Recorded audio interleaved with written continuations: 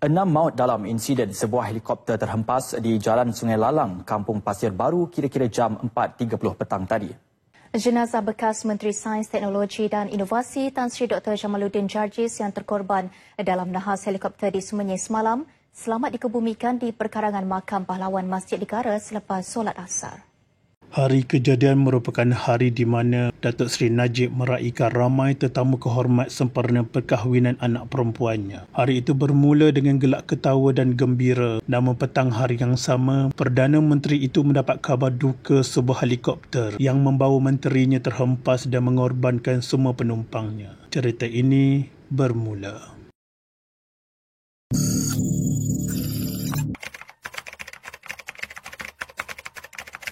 Banyak persoalan mula timbul selepas rakaman dalam alat perakam suara kokpit CVR mendedahkan tiada seorang pun di dalam pesawat itu bersuara sejurus sebelum ia terhempas. Pada 4 April 2015 sekitar pukul 4.55 petang, sebuah helikopter awam terhempas di sebuah kawasan pertanian berdekatan Kampung Pasir Baru, Semenyih, Selangor, menyebabkan 6 penumpangnya terkorban. Dikatakan mangsa yang terkorban terdiri daripada orang-orang kenamaan Malaysia, termasuk 2 orang berpangkat menteri. Helikopter terbabit dimiliki oleh IGP Corporation dan dikendalikan oleh Cempaka Aviation, sebuah syarikat pengendalian helikopter persendirian yang dimiliki oleh mendiang Kapten Clifford William Fournier, iaitu warga negara Amerika Syarikat dan juruterbang utama helikopter ini yang turut terkorban dalam nahas. Sebelum terhempas, helikopter ini dilaporkan meletup di udara oleh beberapa saksi. Tapak hempasannya terletak kira-kira 5 km di dalam kawasan Kampung Sungai Pening, kira-kira 13 km dari Pekan Semenyih.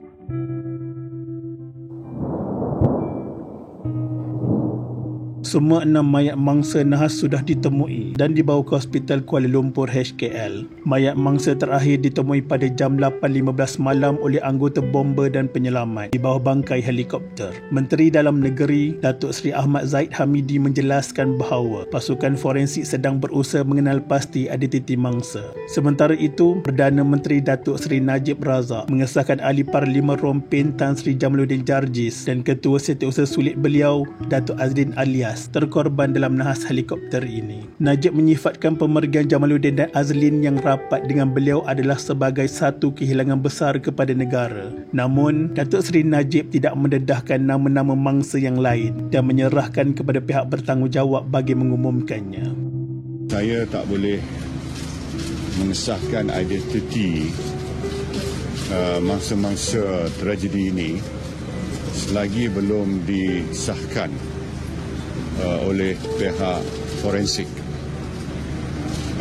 Namun berdasarkan pada maklumat yang boleh dipercayai, tragedi ini telah membawa kepada kehilangan 2 orang yang begitu besar sumbangannya kepada kerajaan, kepada parti dan kepada negara. Dan bagi diri saya, satu kehilangan yang amat besar bagi diri saya dan keluarga saya, sebab Tan Sri Jamaluddin Jarjis adalah seorang kenalan saya sejak zaman kami di universiti lagi.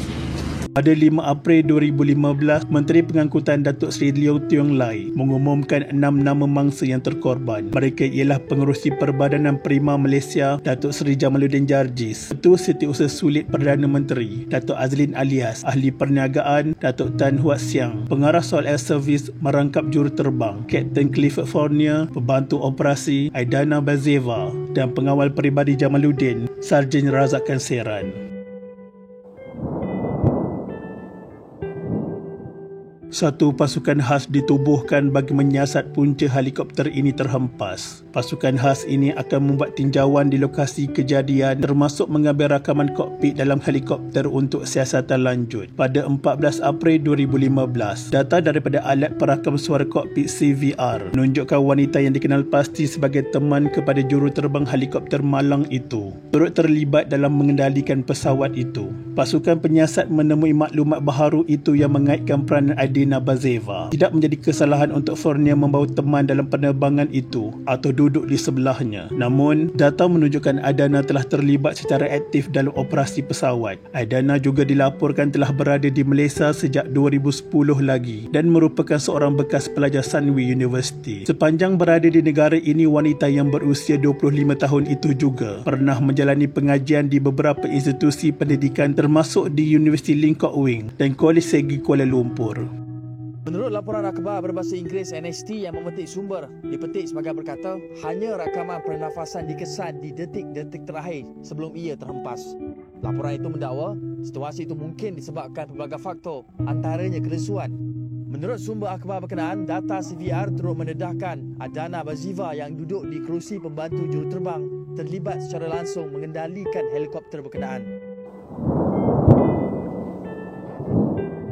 Laporan akhir nahas terbabit yang dikeluarkan Biro Siasatan Kemalangan Udara Kementerian Pengangkutan AAIB menyatakan juruterbang helikopter Kapten Clifford William Fournier gagal memeriksa keadaan helikopter selepas membuat pendaratan kasar di sebuah padang bola sekolah rendah ladang Kota Bahagia Muazzam Shah Pahang pada hari kejadian. Helikopter itu sengit sehingga 13 darjah selepas roda pendaratan kiri terbenam ke dalam tanah sedalam 20 inci ketika mendarat di padang sekolah itu. Menurut laporan setebal 117 muka surat itu, juruterbang gagal memeriksa kerosakan pada giar pendaratan utama sebelah kiri selain kebocoran minyak yang berlaku dan kerosakan bahagian lain helikopter terbabit sebelum memutuskan untuk terus terbang ke lapangan terbang Sultan Abdul Aziz Shah Subang. Lebih mendukacitakan, juruterbang helikopter itu tidak membuat sebarang panggilan kecemasan di antara 4.31 petang hingga 4.52 petang.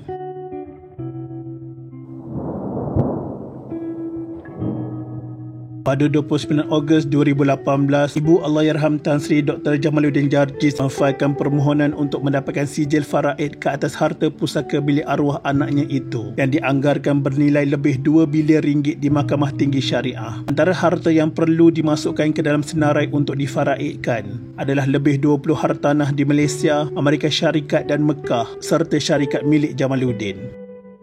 Ibu Allahyarham Tan Sri Dr. Jamaluddin Jarjis, Aminah Abdullah, memfailkan affidavit balasan bagi membatalkan permohonan menantunya berhubung sijil faraid pembahagian harta bernilai 2 bilion ringgit.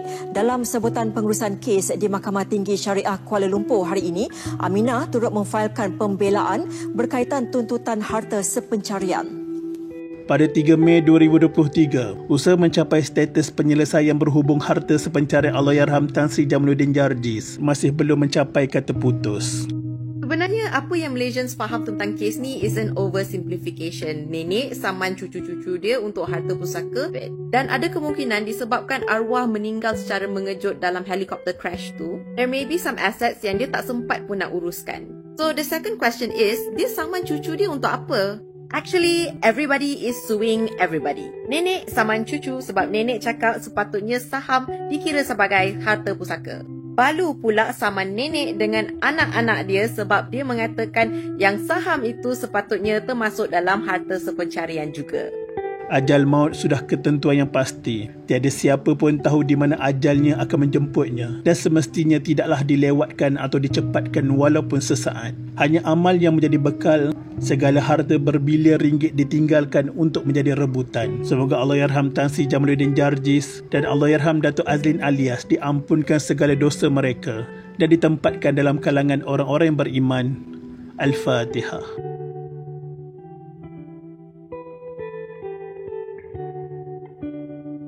Sekian, terima kasih.